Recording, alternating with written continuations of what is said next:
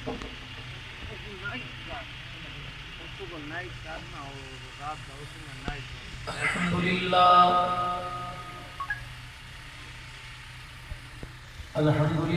وکفا وسلام علی عباده الذین اصطفى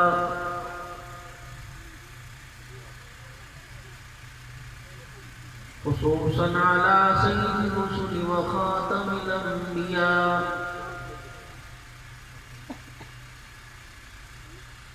المبعوث الى کافۃ للناس بشیرا ونذیرا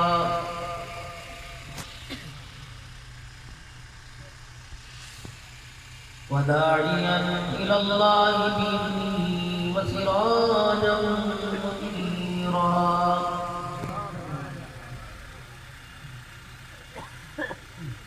وصلى الله تعالى عليه وعلى آله وصحبه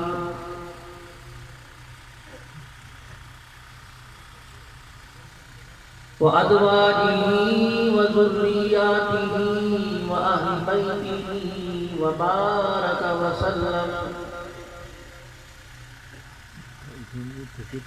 وسلم تسليما كثيرا كثيرا.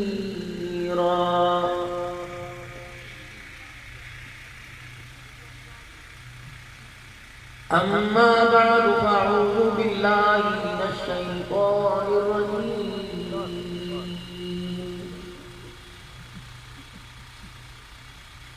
بسم الله الرحمن الرحيم.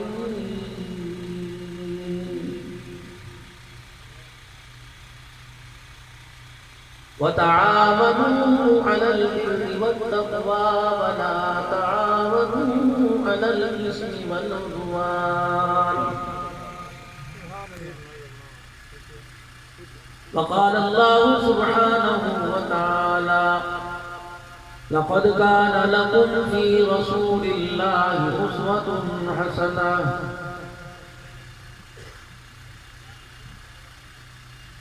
وقال الله تبارك وتعالى في مقام آخر: انفروا خفافا وثقالا.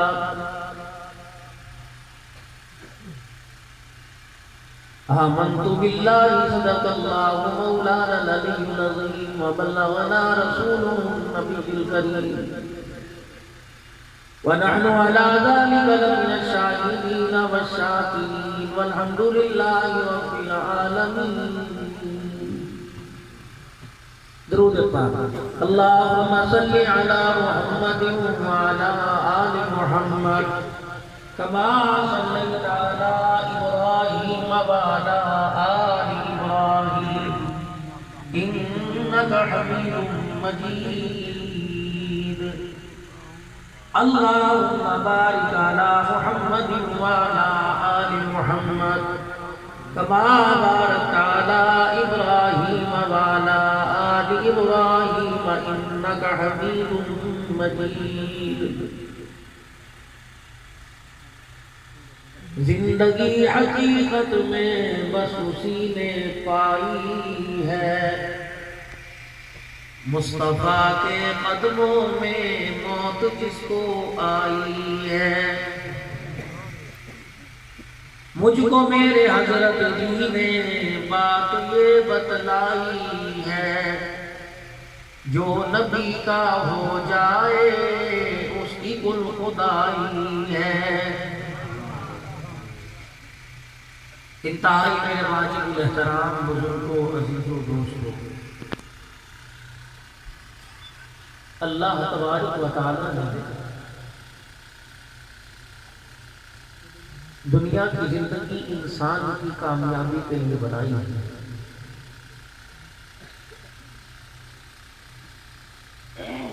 اور اسے جو دنیا کی زندگی عطا فرمائی، اسے کمانے کے لیے نہیں، دنیا بنانے کے لیے نہیں، دنیا کی زندگی میں رہ کر حالات کا مقابلہ کرتے ہوئے دنیا کے دھوکے اور فریب سے اپنے آپ کو محفوظ کرتا ہوا اللہ کے دربار میں اس دنیا کی زندگی میں رہ کے کامیاب ہو کے روتے.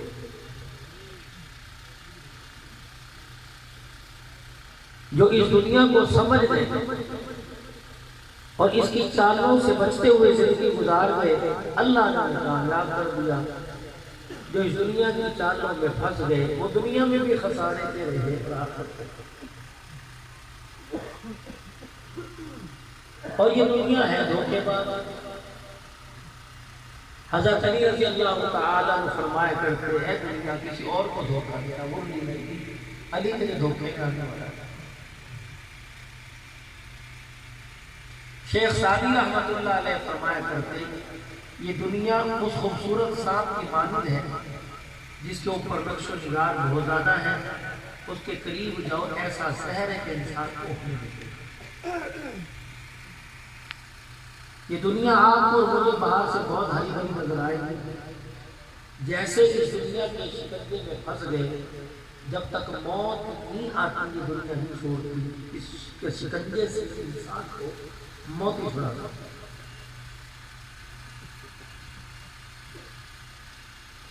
اس کی کمائی زیادہ ہے، اس کا پھیلاؤ زیادہ ہے، انسان کے پاس وقت کم ہے،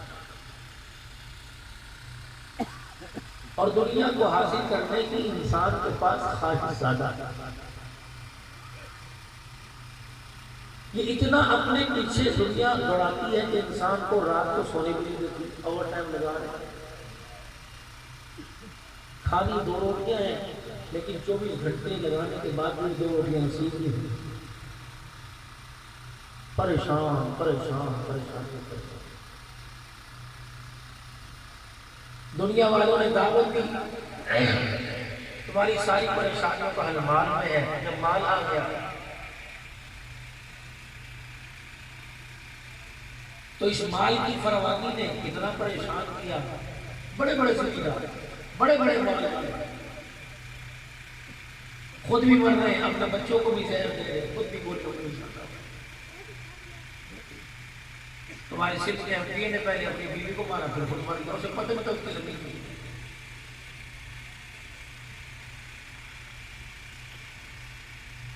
اس لیے اللہ کا قرآن کہتا ہے دنیا والوں کو بتا دو نہ مال میں، نہ دولت میں، نہ ثروت میں، نہ جاہو جلال میں، نہ اولاد میں، نہ پکے مکانوں میں، اسی طریقے سے نہ مال و دولت کی حرص میں، نہ مال کمانے میں پروردگار عالم نے سکون نہیں رکھا۔ الا بذکر اللہ تطمئن القلوب، ذکر تو اللہ جل شانہ نے اپنی یاد میں رکھا ہے۔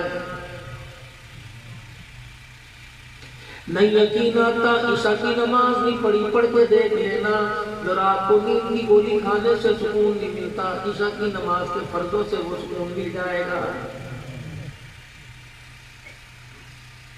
جاؤ 5 وقت کے نمازیوں سے پوچھو عشاء کی نماز پڑھنے کے بعد تم مصلی پہ بیٹھے بیٹھے کیوں سو جاتے ہو؟ پروردگار عالم اعلان کرتا ہے جنہوں نے صبح تہجد کی نماز میں اپنے آپ کو پریشان کیا، فجر کی نماز کے اندر انہوں نے اپنی نیند کو قربان کیا، میری خدائی کیسی، میرا رحم کیسا، میرا کرم کیسا، جو میرے لیے اپنی نیندوں کو برباد کرے، میں اس کا سکون کیسے چھین سکتا ہوں؟ اللہ اکبر، میں انہیں میٹھی نیند سناؤں گا، میں چاہوں تو دسترخوان پہ سلا دوں، چاہوں تو مصلی پہ سلا دوں، چاہوں تو روٹی کھاتے کھاتے سلا دوں، چاہوں تو نماز پڑھتے پڑھتے سلا دوں، چاہوں تو قرآن کی تلاوت کرتے کرتے سلا دوں، چاہوں تو رات کے لیے رات کو مصلی پہ بیٹھ کے تسبیحات کو مکمل کرتے کرتے سلا دوں، کیونکہ میں نے تو سکون اپنے ذکر کے اندر رکھا ہے۔ جتنا میرا بندہ میرے قریب ہو کے میرا ذکر کرے گا اتنا ہی اطمینان قلب اس کو نصیب ہو جائے گا۔ او خدا کے بندو، عشاء کی نماز پڑھنی تو اللہ کا شکر ادا کرو، اگر نہیں پڑھی تو اتنا فکر ادا کرو کہ تاخیر کے ہونے پہ پروردگار عالم معاف فرما دے۔ ارشاد فرمایا نبی کریم صلی اللہ تعالیٰ علیہ وسلم نے میرے امتیوں کو، خدا کے بندوں کو نماز کے لیے نماز کے اوپر لے آنا، ان کو بتا دینا چھوڑنے کے کتنے نقصان ہیں۔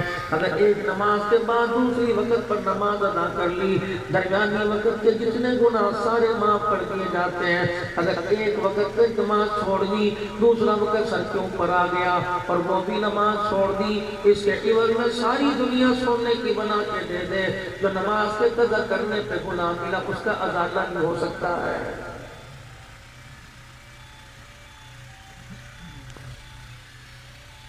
میں نے آپ نے کلمہ پڑھا لا الہ الا اللہ محمد الرسول اللہ۔ جب آدمی کسی کے ساتھ لین دین کرتا ہے اس کی پابندیاں بھی ہوتی ہیں۔ میرے عزیزو آپ کے علاقے میں کمیٹی ڈالتے ہوں گے، صرف پیسے دینا پیسے لینا ہی کمیٹی نہیں ہوتی، پابندی کرنی پڑتی ہے۔ اس مہینے کی 10 تاریخ کو کمیٹی دو گے، اس مہینے کی 10 تاریخ کو کمیٹی نہ دے، بازار والے کہتے ہیں 100 روپے روزانہ جرمانہ پڑتا رہے گا۔ میرے عزیزو کمیٹی والا کمیٹی کی پابندی کر رہا ہے، قسطوں پہ سامان دینے والا قسطوں کی پابندی کر رہا ہے۔ گھر کے اندر میرے عزیزو گھر والے روٹی کی پابندی کر رہے ہیں کہ ٹائم پہ آیا کرو، کھانا ملے گا، ورنہ چولہے ٹھنڈے ہوں، کھانا تمہیں ٹھنڈا ملے گا۔ کپڑے والے کپڑے کی پابندی کر رہے ہیں اور کہہ رہے ہیں کم از کم 1 جوڑا سردی کا موسم ہے 2 دن پہنو، پہلے دن گندا کر کے ناؤ دھوتے میں ہماری سردی لگتی ہے۔ ہر چیز کے اندر پابندی سکھلائی جا رہی ہے۔ سونے والوں کو رات کو جلدی سلایا جا رہا ہے اور صبح جلدی اٹھایا جا رہا ہے۔ اسی طریقے سے نماز کا وقت ہے، نماز کے بارے میں بھی پابندی کرا دی گئی۔ ان الصلاۃ کانت علی المؤمنین کتابا موقوتا، او لوگو وقت مقرر پر تمہارے پہ نماز فرض کر دی گئی۔ جب اذان تمہارے کانوں میں پڑ جائے، دنیا چھوڑ دو، دنیا والوں کو چھوڑ دو، چاہت چھوڑ دو، چاہت کرنے والوں کو چھوڑ دو۔ جناب مدنی کریم صلی اللہ تعالیٰ علیہ وسلم کے کانوں میں جب بلال کی اذان کی آواز آیا کرتی تھی، اما عائشہ رضی اللہ تعالیٰ عنہ فرماتی ہیں ایسے اٹھ کے چلے جایا کرتے تھے جیسے ہمارے سے زندگی میں کبھی واسطہ ہی نہیں پڑے گا۔ ہم کہتے ہیں یا رسول اللہ صلی اللہ تعالیٰ علیہ وسلم ابھی تو آپ بیٹھے ہمارے میں مسکرا رہے تھے، اذان کی آواز آ گئی، فرمایا عائشہ تمہارا وقت ختم ہو گیا، پروردگار عالم کا وقت شروع ہو گیا۔ اسی لیے علماء اکرام فرمایا کرتے تھے او لوگوں جب کسی سوسائٹی میں اپنا مکان بنانا، کسی کالونی میں اپنا مکان بنانا، ہم میرے عزیزوں مکان جب بناتے ہیں ہم ترجیحات دیتے ہیں کس چیز پر کہ اسکول قریب ہو، مین روڈ قریب ہو، جہاں سے رکشہ سواری ملتی ہو وہاں مکان بناؤ، جو کالج قریب ہو وہاں مکان بناؤ، جو ہسپتال قریب ہو وہاں مکان بناؤ، جو بچوں کے کھیلنے کے لیے گراؤنڈ ہو۔ فرمایا ہو لوگوں مکان وہاں بنانا جہاں سے 5 وقت کی آواز اذان کی آواز تمہارے گھروں میں آئے۔ فرمایا مدنی کریم صلی اللہ تعالیٰ علیہ وسلم نے فرمایا گھروں سے گھروں تک اذان کی آواز آئے گی، گھر کے جس کونے میں اذان کی آواز جائے گی اس گھر سے شیطان بھاگتا ہوا نظر آئے گا۔ مولا الیاس رحمۃ اللہ نے فرمایا کرتے وہ لوگوں جب مکان بناؤ تو اپنی مکان کا دروازہ مسجد کے دروازے کے سامنے کرنا، اپنے مکان کی کھڑکیاں اپنے مکان کے روشن دان مسجد کے دروازے کی طرف کرنا۔ جب اذان کی آواز آیا کرے کھڑکیوں کو کھول دیا کرو، دروازوں کو کھول دیا کرو، روشن دانوں کو کھول دیا کرو۔ یہ اذان نحوست والی آواز نہیں بلکہ رحمت والی آواز ہے۔ جہاں جہاں تک اللہ کا نام بلند ہوتا رہے گا اس جگہ سے نحوست قدورت بھاگتی نظر آئے گی۔ اس قوم کا کیا کہنا، ٹیلی فون آ رہا ہے یار کا، ادھر اذان کی آواز آ گئی، کہتے ہیں یار ذرا اونچا بول، اذان کے شور نے آواز اذان کے شور نے آواز سمجھ نہیں آ رہی۔ اور میرے عزیزہ ایسے لوگ جب اذان کو شور سمجھتے ہیں بے شک تو مرنے کے بعد ان کی قبروں پہ جا کے اذان تو رب کعبہ کی قسم کوئی فائدہ نہیں ہوگا۔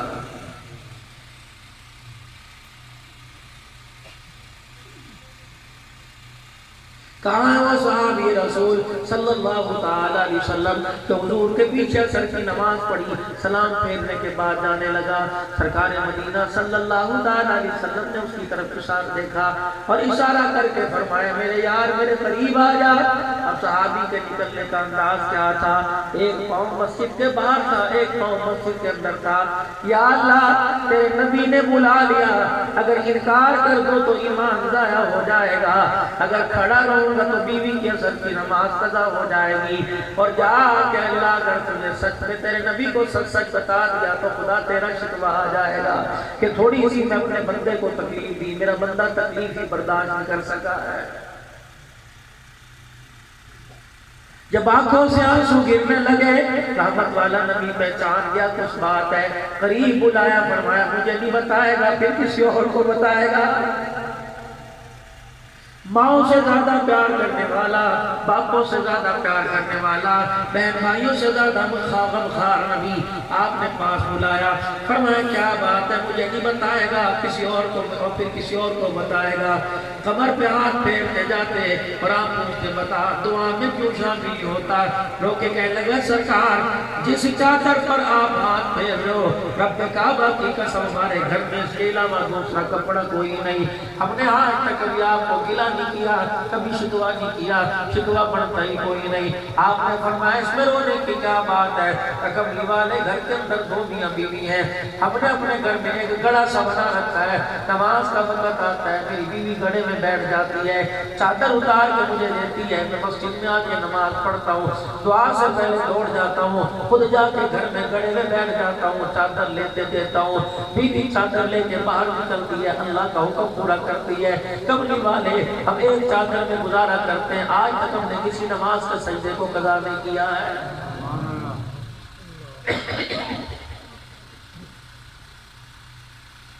فرمایا تیرا مکان کہاں ہے؟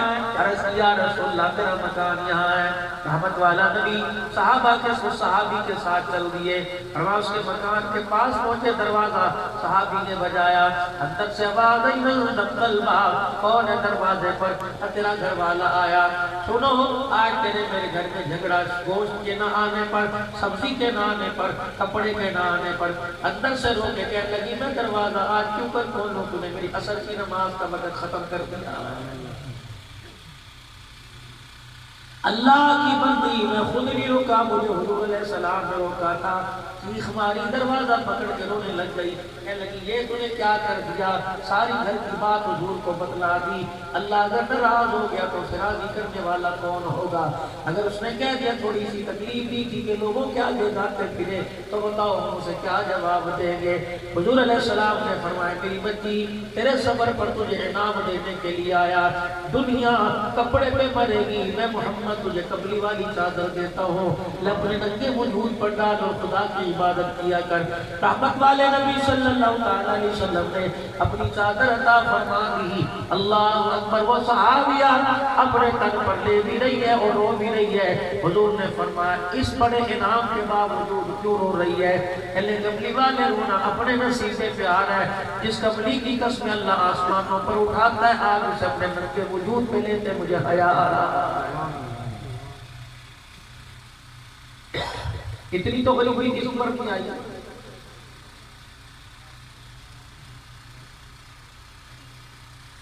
ایک صحابی کے گھر میں 3 دنوں کے کھانے کو کچھ نہ پکا، چوتھا دن صبح گھر سے نکلے اور بیوی سے کہنے لگے پریشان نہ ہونا، آج میں خالی ہاتھ جاؤں گا، کچھ نہ کچھ میں ضرور لے کے آؤں گا۔ بیوی کہنے لگی چلو چنگا، اللہ بھلا کرے، خیر جاوے تے خیری واپس آ۔ جب 4 قدم صحابی آگے بڑھے، بیوی کے دل میں خیال آیا ہماری بھوک کی وجہ سے کوئی حرام کا لقمہ گھر نہ لے آئے، آواز دے کے کہنے لگے ادھر واپس تشریف لاؤ، گھر واپس تشریف لاؤ۔ اب کیا بات ہے؟ ہاتھ جوڑ کے عرض کرتی ہوں اگر حلال بھی ہے تو گھر لے آنا، ورنہ خالی سے لے کے آ جانا۔ کیوں؟ ایاک ولا کسب الحرام، مکے مدینے والے سے سنا وہ لوگوں بھوکا رہو، صبر کر لو، بھوک کی تکلیف آدمی سے برداشت ہو جائے گی، اگر حرام کا لقمہ اندر چلا گیا جہنم میں جلنا برداشت نہیں ہوگا۔ مارے مارے پھرتے ہو، رزق کے مارے پھرتے ہو، رزق مل جائے، رزق مل جائے، رزق مل جائے، یاد رکھنا حرام کے مال پر کبھی سکون نہیں ملا کرتا۔ ایک آدمی پریشان تھا، جس کے پاس آ کے اپنی دکان کی پریشانی بتلاتا، کوئی نہ کوئی تعویذ دے دیتا، کہتا کہ یہ جنوں کے نام خط ہے، سرکار نے لکھا، یہ اپنی دکان میں جا کے لگا لے برکت آوے گی۔ کوئی کہتا سورہ مزمل لے جا، کوئی کہتا لوحے قرآن لے جا۔ ایک اللہ والے کے پاس گیا اور جا کے کہنے لگا مسئلہ حل نہیں ہوتا، لاکھ روپیہ گھر سے لے کے نکلتا ہوں، خالی ہاتھ واپس آتا ہوں، اللہ والے کوئی دعا کر دے۔ اللہ والا کہنے لگا دعا کروں، تعویذ دوں، کیا تیرے مرض کا تجھے پتہ بتلاؤں، تیرا مرض تجھے کیا ہے تشخیص کرو؟ اللہ والے تعویذ تو سب نے دیے، تشخیص کر دے۔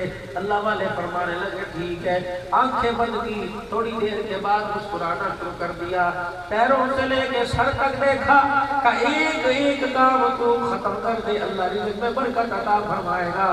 حضرت جی بتاؤ کیا بات ہے؟ فرمایا کم تولنا چھوڑ دے تیرے رزق میں برکت خود بخود ہو جائے گی۔ جاؤ ڈیرے اسماعیل خان کے مزاروں میں چلے جاؤ، یقین جانو جب 4 آدمیوں کا رش پڑ جاتا ہے تو ریڑھی والا بھی مان میں نہیں رہتا، کہتا اللہ نالے ورنہ کے وجہ اللہ اکبر، ایسا بول نہ بول، اگر خدا کی پکڑ میں آ گیا خدا کی قسم مال لاکھوں کا لگا کے ترستا رہے گا، خدا تیری دکان پہ کوئی گاہک نہیں دے گا۔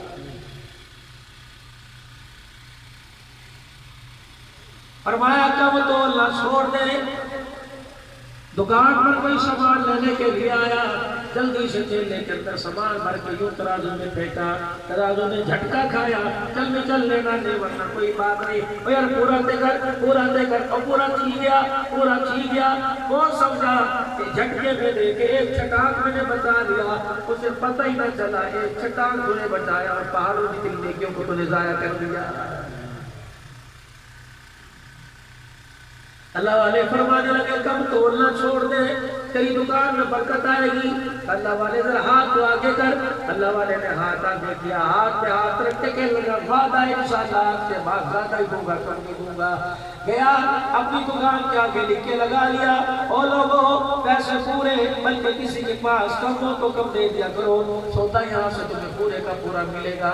اپنی دکان کے اوپر لکھ کے لگا دیا، اللہ کو بھی اس کی لکھائی پہ پیار آیا، اس کے ہاتھوں پہ پیار آیا، جو کک پتی تھا دنوں کے اندر لگ پتی بن گیا، حتیٰ کہ ایک جگہ آیا اور میں اس میں جو تولنے والا ترازو تھا وہ سونے کا بن گیا، اور سامان ڈالنے والا بمبو چپو تھا وہ بھی سونے کا بن گیا۔ اتنی دنیا آئی، اتنی دنیا کمائی، ایک دن بیٹھ کے سوچنے لگا، کہنے لگا ہائے اتنی دنیا آئی، میں نے تو اتنی بھی مانگی تھی اتنی مل گئی، لگتا ہے نیکی کا بدلہ دنیا بھی مل رہا ہے۔ صبح اٹھا دکان کھولی، ترازو کپڑے میں لپیٹا، وہ بمبو کپڑے میں لپیٹا، ترازو تولنے والے پاس کپڑے میں لپیٹے، اللہ والے کے پاس چلا گیا۔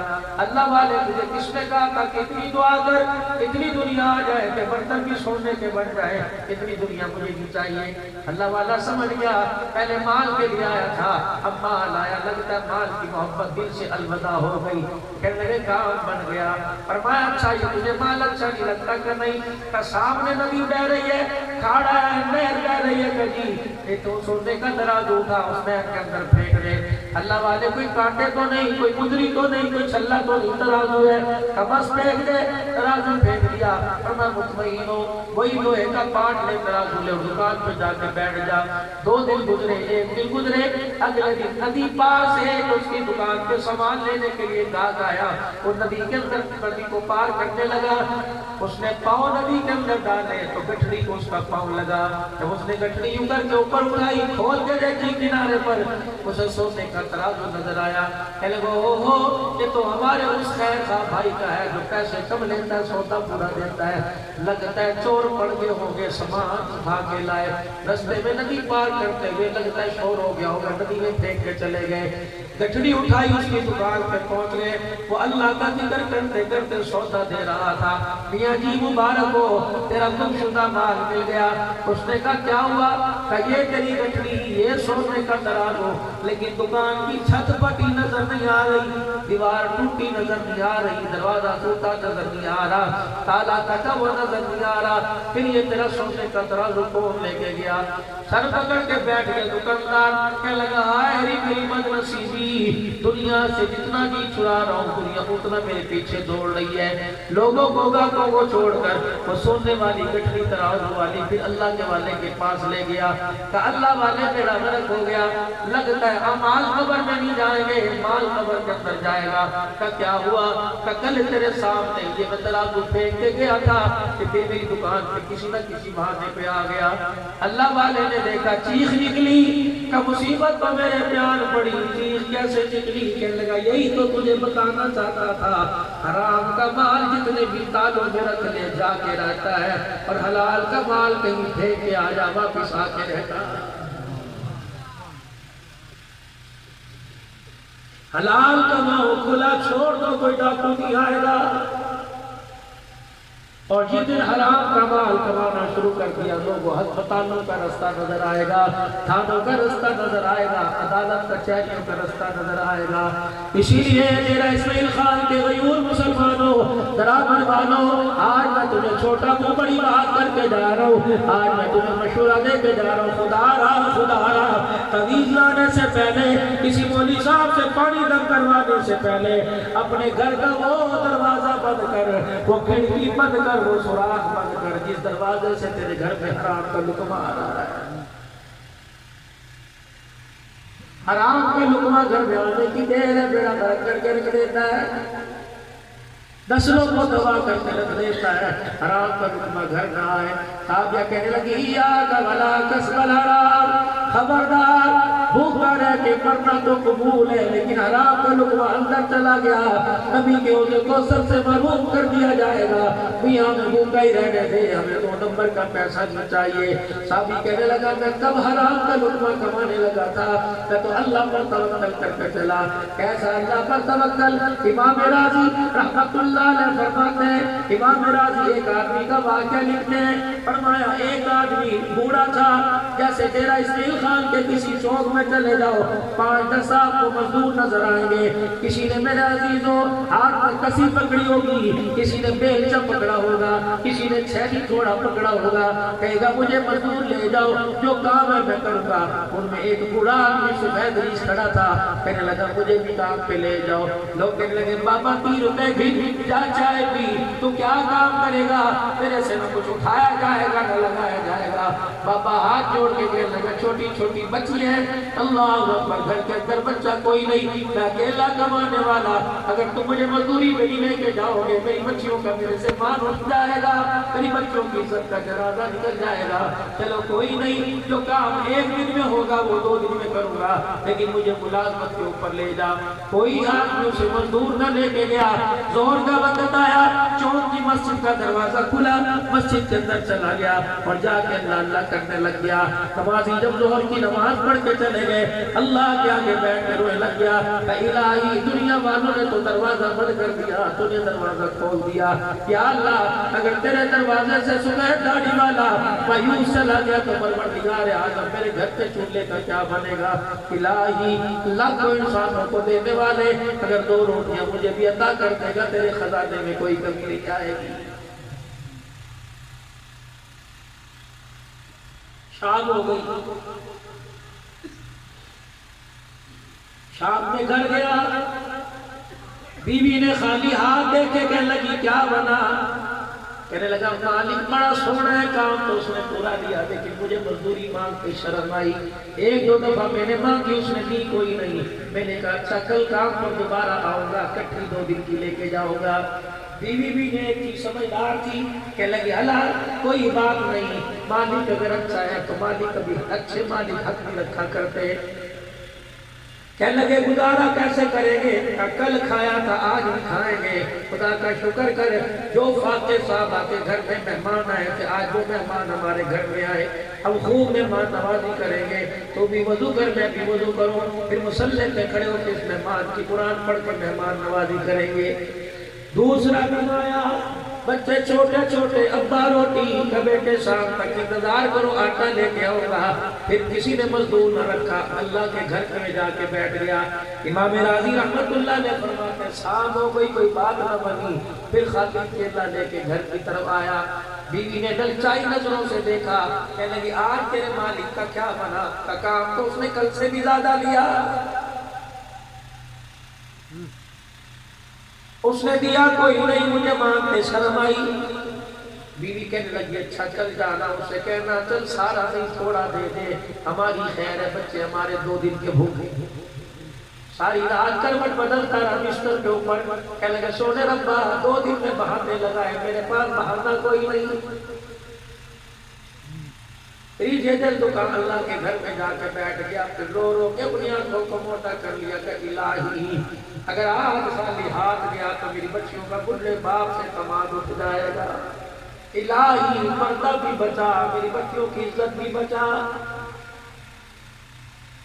تیسرے دن اللہ کے گھر میں بیٹھا رو کے گیا، کوئی بات نہ بنی، خالی تھیلا لے کے چلا گیا، راستے سے پھر لوٹ گیا، کہنے لگا دیر سے جاؤں گا، بیوی بچے سو جائیں گے، اب بہانہ کوئی نہیں۔ چلتا چلتا گھر سے تھوڑا سا پہلے چھوٹی چھوٹی جھاڑیاں تھی، ان میں چھپ کے بیٹھ گیا اور اپنے گھر کی طرف دیکھنے لگا، کب گھر کا دیا بجھے گا اور میں پھر گھر میں چپکے سے جا کے لیٹ جاؤں گا۔ کہنے لگا پتہ ہی نہ لگا، بے خیالی میں مٹی کی مٹھیاں اٹھا کے میں تھیلے میں ڈالتا رہا۔ جب آٹا تھیلا بھر گیا، اس مان سے کہ میں تھیلا لے جا کے کونے میں رکھوں گا، بیوی کہے گی چلو دیر ہے، سویرے سویرے روٹی پکائیں گے، اور صبح صبح کے چکر میں ہوگی میں سوتا گھر سے چھوڑ کے آ جاؤں گا۔ اللہ اکبر، کہنے لگا میں سوتا چھوڑ کے آ جاؤں گا۔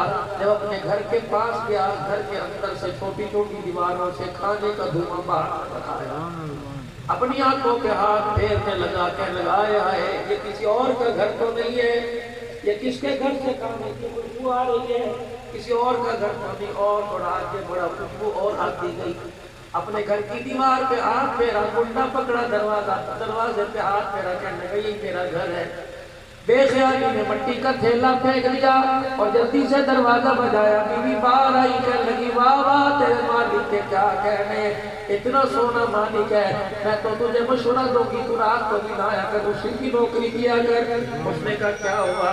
کہ جس مالک کی تو مزدوری 3 دن کر کے آیا، اس نے 3 مہینے کا راشن گھر بھیج دیا۔ صبح جب تو گھر سے نکلا، ایک آدمی آیا، کہنے لگا جہاں تیرا میاں کام کرتا ہے اسی کا ملازم آیا ہوں، آٹے کے توڑے، چاول کے توڑے دے کے میرے گھر کے اندر دے کے گیا، اب تو کافی مزدوری پہ جا، 3 مہینے تک ہمیں ضرورت نہیں پڑتی، لیکن کیا کروں تیرے مالک کا احترام ہے جو صبح اس کا ملازم دے کے گیا۔ کہنے لگا بتا میرے مالک نے کیا کہا تھا؟ کہ تیرے مالک نے کہا کہ تو محنت کرنے میں کبھی نہ کرنا، تیری مزدوری دینے میں کبھی کوئی نہیں کرے۔ چلو جو اور لوگوں کو جو دعاوں سے لینا ہے اللہ کے خزانوں سے لینا۔ ہر آدمی کہتا ہے کاروبار کرو گا تو رزق ملے گا، اللہ کہتا ہے مسلح پر آ کے بیٹھ، مجھے یوں کر کے چہرہ دکھاؤ، ہاتھ اٹھاؤ، تیری جھولی کو، تیری نسلوں کی جھولی کو نہ بھر دوں میں تیرا خدا نہیں۔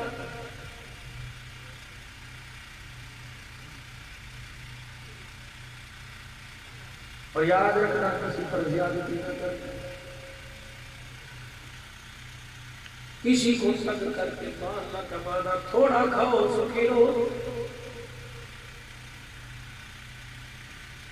زیادہ کے لالچ میں کسی کا حصہ نہ لے کے آنا۔ کراچی کے اجتماع کے اندر مولانا عبداللہ بیان فرمائے کہ فرمانے لگے ایک آدمی سارا دن ریڑھی لگاتا تھا، شام کو 2-4 آنے جو حاصل ہوتے گھر کے اندر ڈال دیا کر لیتے، ایک دن بچوں کے کام گوشت کھانا ہے، شام کو اس نے جو کمائی کی تھی ایک مچھلی کا دانہ لیا، گھر کی طرف لے کے جانے لگا، ایک کو باش ملا اور کہنے لگا بابا تھیلے میں کیا ہے؟ کہنے لگا مچھلی کا دانہ ہے، سردی کا موسم ہے، بچوں نے بڑے دن سے فرمائش کی آج لے کے جا رہا ہوں۔ کبھی کبھی حکمران بھی ایسے ہوا کرتے تھے۔ قتیبہ بن مسلم نے جب سمرقند فتح کیا، 7 بر اعظم کا خلیفہ عمر بن عبدالعزیز کا زمانہ،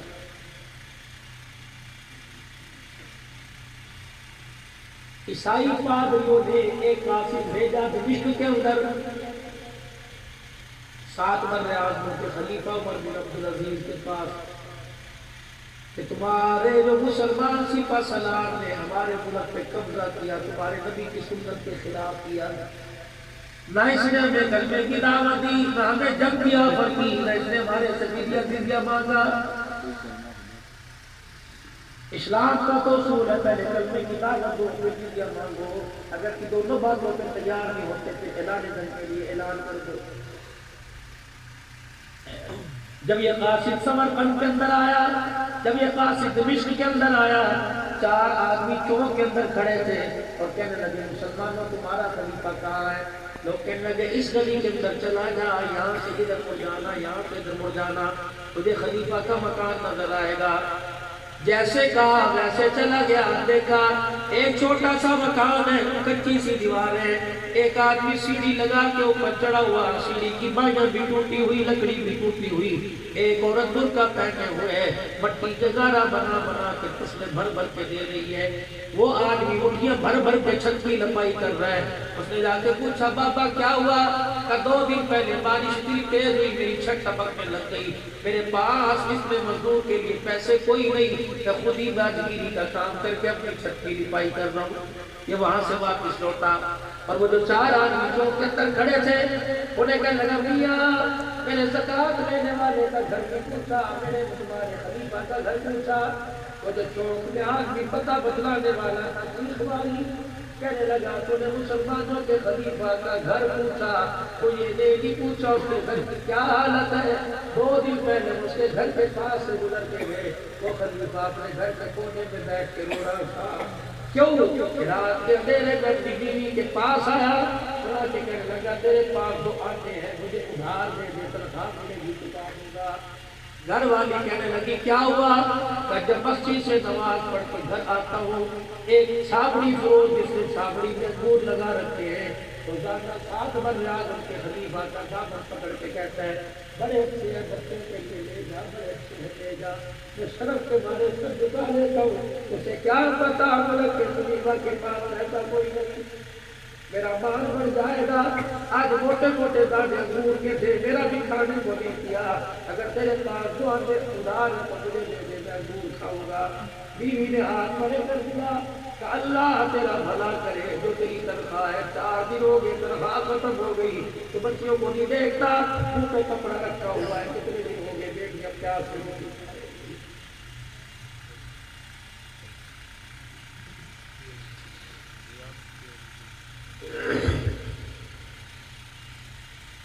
کہ یہ تمہارا خلیفہ؟ خلیفہ جی کجی ذرا نیچے سیڑھی سے اترو، کیا بات ہے؟ تو تمہارا خلیفہ صلاح کا فتح بن مسلم، اس نے ہمارے ملک پر چڑھائی کر دی، اس نے حملہ کر دیا، نہ اس نے کلمے کی دعوت دی، نہ اس نے جزیہ مانگا، اور نہ اس نے اعلان جنگ کا اعلان کیا، یہ سنت کے خلاف ہے کہ نہیں؟ گاڑے میں بڑے ہاتھ تھے عمر بن عبدالعزیز کے، آپ نے وہی کاغذ پکڑا، زیادہ پیپر بھی نہ مانگا، قلم ہوا ہے اس کے پیچھے لکھ دیا سپہ سالار کو چاہیے فوراً قاضی مقرر کرے ملک کے اندر جو تیرے خلاف شکایتیں سن سکے، لے جا بھائی۔ انہیں اپنے کونے میں لپیٹ کے جیب میں ڈال لیا، انہیں کہا لے، جس کے پاس کاغذ دوسرا کوئی نہیں اس کا کہا کون مانے گا۔ پہنچ گئے سمرقند کے اندر اور جا کے عیسائی پادری کو بڑا ہوا کاغذ دکھایا کہ یہ ہے 7 بر اعظم کے خلیفہ کے پاس پرچہ، کاغذ بھی کوئی نہیں، ہمارے پرچے پہ اس نے لکھ دیا۔ اس نے کہا چل آزما کے دیکھے، عیسائی پادری اور قاصد وہ پرچہ لے کے فتح بن مسلم کے پاس گئے، پرچہ کھولا کے لگا ہو نہ ہو عمر بن عبدالعزیز کی لکھائی ہے، کہا کیا ہوا؟ کہ تیری شکایت لے کے گئے تھے تو تو نے ہمارے پہ حملہ کیا، حضور کے طریقے کے خلاف کیا۔ اب نیچے لکھا تھا فتح کو چاہیے فوراً اپنے لیے قاضی مقرر کرے جو عوام کی شکایت اپنے خلاف سن سکے، یونی کا سینٹ کا اجلاس بلاؤں گا، یونی کا کمینہ کا اجلاس بلاؤں گا، یونی کا مشیروں سے مشاورت کروں گا۔ کھڑے کھڑے فلاں آدمی کو قاضی مقرر کیا، اپنی کرسی پہ بٹھا دیا اور باہر اعلان کیا او سمرقند کے لوگوں آؤ، جسے سپہ سالار سے شکایت ہے قاضی کو آ کے شکایت کر دو۔ لوگوں کا بھی اجتماع بنایا اور آگے وہ عیسائی پادری بولا کہ اس آدمی نے جو علاقہ فتح کیا سنت کے خلاف کیا، اپنے نبی کے طریقے کے خلاف کیا۔ قاضی کہنے لگے فتح با صحیح کہہ رہے، وہ کہنے لگے جنگ تو ہے ہی دھوکے کا نام ہے، آس پاس کے علاقوں میں میں نے 3 شرطیں پیش کی لیکن ہر آدمی تلوار لے کے میدان میں آ گیا۔ سمرقند تو میووں کا باغ ہے، میووں کی جگہ ہے، بڑا ذخیرہ ہے، ڈرائی فروٹ ہے، کھانے پینے کی اشیاء کا مرکز ہے، میں نے کہا یہاں بھی لڑیں گے، اس لیے میں نے اچانک حملہ کر کے سمرقند اپنے قبضے میں کر لیا۔ قاضی صاحب کہنے لگے اس کا مطلب تو نے غلط کیا، حضور کی سنت کے خلاف کیا۔ کہ جی جی اللہ اکبر میں نے سنت کے خلاف کو نہیں کیا، لیکن میں نے غنیمت جانا کہ مسلمانوں کا اس ملک کے قبضہ ہو جائے، میں تو خود ہی تو کہہ رہا میں نے اچانک حملہ کر دیا، اعتراف جرم میں کجی کر لیا۔ پوری عیسائی پادری قوم کے سامنے مسلمانوں کے قاضی نے فیصلہ لکھا کہ قاضی فیصلہ دے رہا ہے فتح بالمسلم کو چاہیے سورج غروب ہونے سے پہلے اپنی فوجوں سمیت اس علاقے کو خالی کر دے، مغرب کی نماز اس ملک سے باہر جا کے پڑھے۔ عیسائی تنگ رہ گئے، صحابہ کرام اور عیسائی تنگ رہ گئے، مسلمانوں نے قاضی کی فیصلے پر سر جھکا لیا۔ مغرب کی اذان ہوئی، پورا سمرقند خالی ہو چکا تھا، صحابہ اپنے بچے اپنی سواریوں کو لے کے سمرقند کو خالی کر گئے۔ جب کلیساؤں کے اندر سے میرے عزیزو اذان کی آواز نہ آئی تو عیسائی ایک دوسرے کو دیکھ کے کہنے لگے آئے ہم نے یہ کیا کر دیا، اتنے فرما بردار اپنے امیر کے، ان کو واپس لے کے آنا چاہیے۔ کہ ساری عیسائی فوج سمرقند کے بارڈر کے پاس دوڑی، مسلمان رک کر کے اپنے علاقے کی طرف جا رہے تھے۔ عیسائی پادری نے کہا جس خدا کو تم مانتے ہو تمہیں اس خدا کا واسطہ واپس آ جاؤ، تم حکومت کرو، ہم تمہارے غلام ہیں، اب عیسائی چرچ خالی کریں گے، تم مسجدیں بناؤ، اذانیں دو، نمازیں پڑھو۔ فتح بالمسلم نے مڑ کے دیکھا، رو رو کے آنکھیں سوج چکی تھی، پہلے تم نے دھکے دے کے نکالا، اب بدعتیں کر کے بلا رہے ہو، بتاؤ تو سی تم نے ہمارے میں کیا کمال دیکھا۔ عیسائی پادری چلا چلا کے کہنے لگا جس کے غلام اتنے اعلیٰ ہے ان کا آقا محمد رسول اللہ کتنا اعلیٰ ہے۔ نعرہ تکبیر، شان رسالت، عظمت رسالت، تاجدار ختم نبوت، تاجدار ختم نبوت، نعرہ تکبیر۔ لقد كان لكم في رسول الله اسوة حسنة۔ علماء کرام سے مشورہ کرو، مارکیٹ کے اندر ایک کتاب ملتی ہے جس کا نام سنت حبیب صلی اللہ علیہ وسلم ہے، آج تک اس کا ہدیہ 220 روپے۔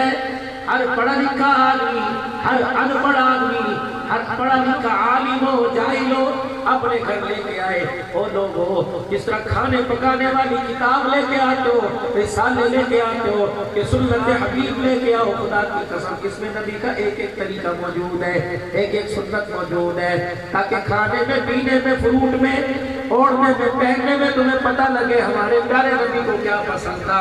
امام مالک رحمت اللہ علیہ کے پاس ہدوانا آیا، تربوز آیا، امام مالک کے پاس لا کے رکھ دیا گیا، اور لانے والا بدو تھا، کہنے لگا 300 میل سے آپ کے پاس لے کے آیا ہوں، ہمارے علاقے کا تربوز بڑا لال ہوتا ہے، بڑا میٹھا ہوتا ہے۔ آپ نے تربوز رکھا، پورے مدینے کے علماء کو بلایا، ایھا العلماء، ایھا الصلاح، ایھا الفقہاء، سارے آ جاؤ، کیف قال رسول اللہ صلی اللہ علیہ وسلم، بتاؤ تو صحیح اللہ کے نبی نے سے توڑ کے کھایا یا کاٹ کے کھایا؟ کہنے لگے لا دنیا میں دس والے نہیں، کوئی نہیں۔ فرمایا کہ اٹھا کے لے جاؤ، کاٹ کے میں کو حضور نے توڑ کے نہ کھایا ہو، اگر توڑ کے کھاؤ حضور نے کاٹ کے نہ کھایا ہو، ہم وہ چیز نہیں کھایا کرتے جس میں رسول اللہ کا طریقہ زندہ نہ ہو۔ سبحان اللہ۔ حضرت علی رضی اللہ تعالیٰ عنہ کے سامنے خربوزے کا پیالہ لایا گیا، حضرت علی نے یہ کر کے ہاتھ ڈالا، بڑے میوے بادام آئے، بڑے میوے بادام آئے، کہنے لگے واہ بھئی واہ، بڑا اچھا پکا ہوگا، بڑا اچھا ہوگا۔ ساتھ جو لانے والا تھا فرمایا اس کا ذائقہ کیسا؟ علی بہت اچھا، کھانے میں مٹھاس بھی ہوگی بہت اچھا۔ ایک کہنے لگا علی کھا کیوں نہیں لیتا؟ کھا لے، لوگوں سے پوچھتا ذائقہ کیسا، مٹھاس کیسی، اتنا کہنا تھا۔ علی کا سر جھکا، آنکھوں سے آنکھ نکل کر داڑھی پہ گرنے لگے، داڑھی گیلی ہو گئی۔ وہ کہنے لگا علی میں تو تیرے لیے لے کے آیا تھا، مجھے کیا بتا اس پہ اس وقت اسے دیکھ کے تیرے دل پہ بار آئے گا، علی کھاتا کیوں نہیں؟ اپنے رسول کو صاف کر کے کہنے لگے کیسے کھاؤں، میں نے 23 سال رسول اللہ کا دسترخوان دیکھا، اللہ کے نبی کے دسترخوان پہ ایسا اچھا کھانا نہیں ہے۔ میں نے 9 ازواج مطہرات کے دسترخوان دیکھے، میرے نبی کی 4 بیٹیوں کے دسترخوان دیکھے، میں نے کبھی صدیق کا دسترخوان دیکھا، کبھی عمر علی کا دسترخوان دیکھا، میں نے ابو ذر غفاری کا دسترخوان دیکھا۔ اب مجھے وہ وقت یاد ہے جب نبی گھر میں پھیرا مار کے آیا کرتے تھے، اب چہرہ دیکھ کے پہچان دیا کرتے تھے محبت کے دسترخوان پہ آج کھجور کا دانہ بھی نہیں آیا ہے۔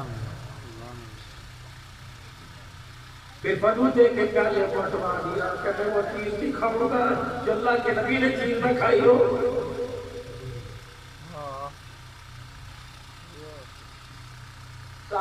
کرام کے ساتھ سفر میں حضرت علی رضی اللہ تعالی عنہ جا رہے ہیں، صحابہ ساتھ ساتھ ہیں۔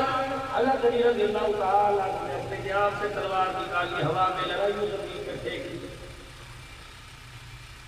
2 قدم سواری کو آگے لے کے گئے، پھر سواری کو واپس توڑ کے لائے، سواری سے نیچے اترے، تلوار اٹھائی، اس کو صاف کیا، نیام میں ڈال کے مسکرانا شروع کر دیا۔